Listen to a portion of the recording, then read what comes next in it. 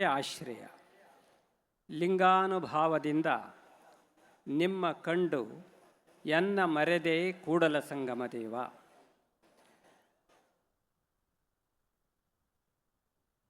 ನಾವಿಲ್ಲಿ ವೇದಿಕೆ ಮೇಲೆ ಹಿಂದೆ ಕೂತ್ಕೊಂಡಿದ್ದಾಗ ಒಂದು ಕುಟುಂಬದ ಸದಸ್ಯರುಗಳು ಬಂದು ನಮಸ್ಕಾರ ಮಾಡ್ತಾ ಇದ್ರು. ಆ ಕುಟುಂಬದಲ್ಲಿ ಒಂದು ಸಣ್ಣ 4 ವರ್ಷದ ಒಂದು ಹುಡುಗ, ಆ ಹುಡುಗನ ಅಕ್ಕ 10 ವರ್ಷದ ಹುಡುಗಿ. ಅವ್ರು ಬಂದು ನಮಸ್ಕಾರ ಮಾಡುವಾಗ 4 ವರ್ಷದ ಆ ಹುಡುಗ ನನಗೆ ಬಂದು ನಮಸ್ಕಾರ ಮಾಡಿದ. ಮೊದಲು ಅಕ್ಕ ಹೇಳಿದ್ಲು, ನಮ್ಮ ಪಕ್ಕದಲ್ಲಿ ಸದಾಶಿವ ಸ್ವಾಮಿ ಕೂತಿದ್ರು, ಅಲ್ಲೆಲ್ಲ ಇಲ್ಲಿ ಫಸ್ಟ್ ಮಾಡು ಅಂತ ಹೇಳಿದ್ಲಕ್ಕೆ.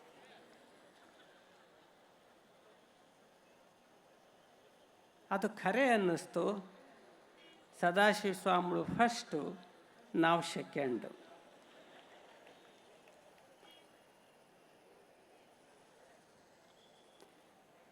ಪಾದಯಾತ್ರೆ ಮಾಡಿದರು ಹಾವೇರಿನಲ್ಲಿ, ಹಳ್ಳಿಗಳಲ್ಲಿ ಮೊದಲು, ಆಮೇಲೆ ನಿಮ್ಮ ಹಾವೇರಿ ಜಿಲ್ಲಾ ಕೇಂದ್ರ. ಸ್ವಾಮಿಗಳಿಗೆ ಈ ಆಧುನಿಕ ಹೈಯರ್ ಎಜುಕೇಷನ್ ಪಡೆದುಕೊಂಡಂಥ ಸ್ವಾಮಿಗಳು ನಗರದಲ್ಲೇ ಇರಬೇಕು ಅಂತ ಇಷ್ಟಪಡ್ತಾರೆ. ಅಲ್ಲಿ ಈ ಆಧುನಿಕ ಸೌಲಭ್ಯಗಳೊಡನೆ ಅವ್ರ ಬದುಕನ್ನು ರೂಪಿಸ್ಕೋಬೇಕು ಅಂತೇಳಿ ಅಪೇಕ್ಷೆ ಪಡ್ತಾರೆ. ನಗರಗಳೇ ಶ್ರೇಷ್ಠ ಅಂತ ತಿಳ್ಕೊಂಡಿರ್ತಾರೆ.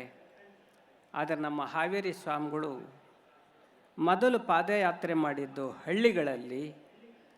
ಹಳ್ಳಿಗಳಲ್ಲಿರ್ತಕ್ಕಂಥ ಜನರು ಅವರ ಮಧ್ಯದಲ್ಲಿ ನಾನಿರೋದು ನಗರದಲ್ಲಿ ಇರ್ತಕ್ಕಂಥ ಜನರಿಗಿಂತ ಶ್ರೇಷ್ಠ ಅಂತೇಳಿ ಮೊದಲು ಅಲ್ಲಿ ಪಾದಯಾತ್ರೆ ಮಾಡಿ ಆಮೇಲೆ ಇಲ್ಲಿ ನಗರಕ್ಕೆ ಬಂದಾರ. ಈ ನಗರದಲ್ಲಿ ಪಾದಯಾತ್ರೆ ಮಾಡುವಾಗ ಕೊನೇ ದಿವಸ, ಪಾದಯಾತ್ರೆಯ ಕೊನೇ ದಿವಸ, ಆವತ್ತು ನನಗೆ ಇಲ್ಲಿಯ ಒಬ್ಬ ಭಕ್ತರು CD ಹಾವೇರಿ ಅನ್ನೋರು ಫೋನ್ ಮಾಡಿದರು. ಅಜ್ಜಾರ, ಗುರುಗಳದು ಪಾದಯಾತ್ರೆ ಕೊನೆ ದಿವಸ ಇದೆ, ಹಾವೇರಿಯ ಈ ಕೊನೆ ದಿವಸದ ಪಾದಯಾತ್ರೆಗೆ ನೀವು ಬರಬೇಕು ಅಂತ ಹೇಳಿದರು. ಆವಾಗ ನಾವು ಕೇಳಿದ್ವು, ಮತ್ತು ನಿಮ್ಮ ಗುರುಗಳಿಗೆ ಕೇಳಿದೆಯೇನಪ್ಪ ಅಂತ ಕೇಳಿದ್ವಿ. ಅವ್ರು ಹೇಳಿದರು, ನಮ್ಮ ಗುರುಗಳಿಗೆ ಕೇಳಿದೆ, ಅವ್ರ ಅಜ್ಜಾರಿ ಬರೋಕ್ಕೆ ಹೇಳಪ್ಪ ಅಂತ ಹೇಳಿದರು.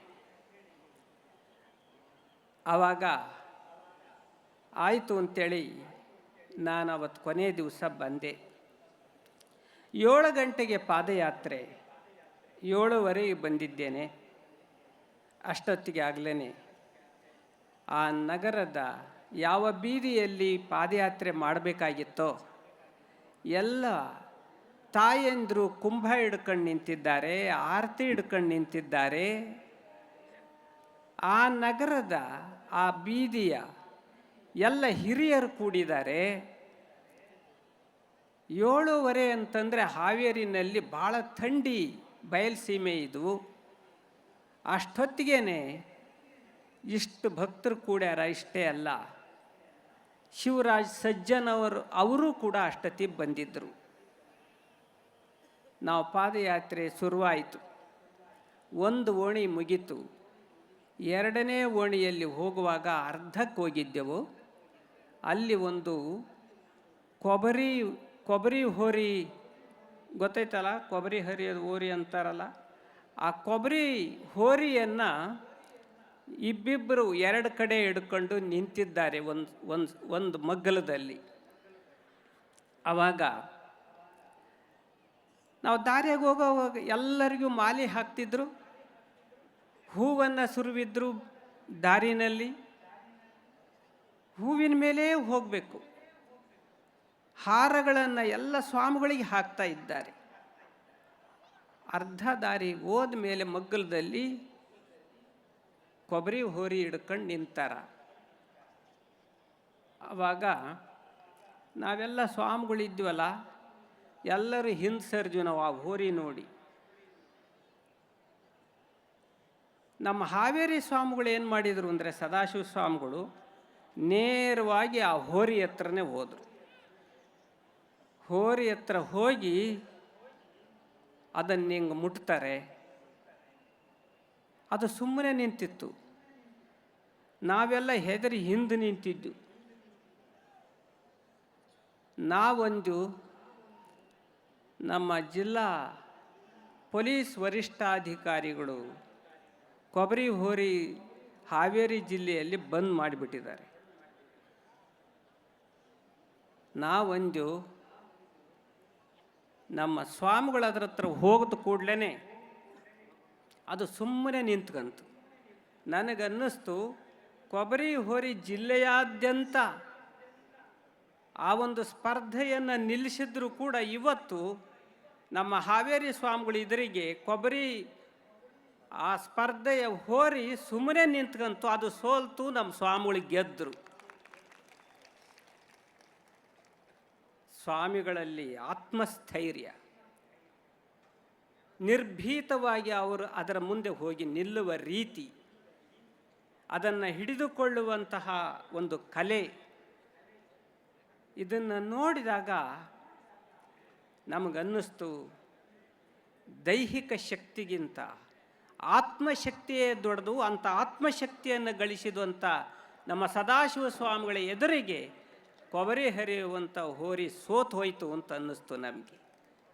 ಇಂಥ ಒಬ್ಬ ಶಕ್ತಿಶಾಲಿ, ಧೀಮಂತ, ಬರೀ ದೈಹಿಕವಾಗಿ ಅಷ್ಟೇ ಅಲ್ಲ, ಅವರ ಎತ್ತರ, ಅವರ ಬಣ್ಣ, ಅವರ ರೂಪ, ಅವರ ವ್ಯಕ್ತಿತ್ವ, ಇದು ಬಹಿರಂಗದಲ್ಲಿ ಅಷ್ಟೇ ಅಲ್ಲ, ಅಂತರಂಗದಲ್ಲೂ ಕೂಡ ಅವರ ಆತ್ಮಶುದ್ಧಿ, ತ್ರಿಕರಣ ಶುದ್ಧಿಯನ್ನು ಪಡೆದಂಥವರೇ ನಮ್ಮ ಸದಾಶಿವ ಮಹಾಸ್ವಾಮಿಗಳವರು. ಬಹುಶಃ ಒಬ್ಬರು ಹೇಳ್ತಾ ಇದ್ದರು ಭಕ್ತರು, ಅಜ್ಜರ ಹಾವೇರಿಗೆ ನೀವೊಂದು ಮಾಣಿಕ್ಯ ಕೊಟ್ರಿ ಅಂತ ಹೇಳಿದರು ಒಬ್ಬರು. ಅವರನ್ನು ಯಾವ್ಯಾವ ಶಬ್ದದಿಂದ ಯಾರ್ಯಾರು ಹೇಗೆ ಕರೀತಾರೆ ಹೇಳೋಕ್ಕಾಗಲ್ಲ. ಮಾಣಿಕ್ಯ ನೀವು ಯಾರೂ ನೋಡಿಲ್ಲ, ನಾವು ನೋಡಿಲ್ಲ. ಆದರೆ ಮಾಣಿಕ್ಯ ಅನ್ನೋದು ಬಹುಶಃ ಸದಾಶಿವ ಸ್ವಾಮಿಗಳ ರೂಪದಲ್ಲಿ ಅವತಾರ ಮಾಡಿ ಬಂದಿದೆಯೇನು ಅಂತ ಅನ್ನಿಸ್ತು ನಮಗೆ. ಅಂಥ ಒಂದು ಮಾಣಿಕ್ಯ ಸ್ವರೂಪರು ನಿಮ್ಮ ಸ್ವಾಮಿಗಳು, ಸದಾಶಿವ ಸ್ವಾಮಿಗಳು. ಅವರು ತಾಯಿಯ ಅಂತಃಕರಣ ಉಳ್ಳವರು. 3000 ಮಠದಲ್ಲಿ 7 ವರ್ಷ ಅವರು ಇದ್ದರು. ಆ ಸಮಯದಲ್ಲಿ ನಮ್ಮ 3000 ಮಠಕ್ಕೆ ಭಕ್ತರು ರಾತ್ರಿನೂ ಬರ್ತಿರ್ತಾರೆ, ಹಗಲೂ ಬರ್ತಿರ್ತಾರೆ. ಹಾಗೆ ಊಟದ ಸಮಯ, ಪ್ರಸಾದದ ಸಮಯ ತಪ್ಪಿಸಿ ಯಾರಾದರೂ ಭಕ್ತರು ಬಂದರೆ ಸ್ವಾಮಿಗಳು ಪ್ರಸಾದವನ್ನು ತಯಾರು ಮಾಡಿ ಆ ಭಕ್ತರಿಗೆ ಉಣಬಡಿಸುತ್ತಿದ್ದಂತಹ ತಾಯಿಯ ಅಂತಃಕರಣವುಳ್ಳಂಥ ಸ್ವಾಮಿಗಳು ನಮ್ಮ ಸದಾಶಿವ ಸ್ವಾಮಿಗಳು.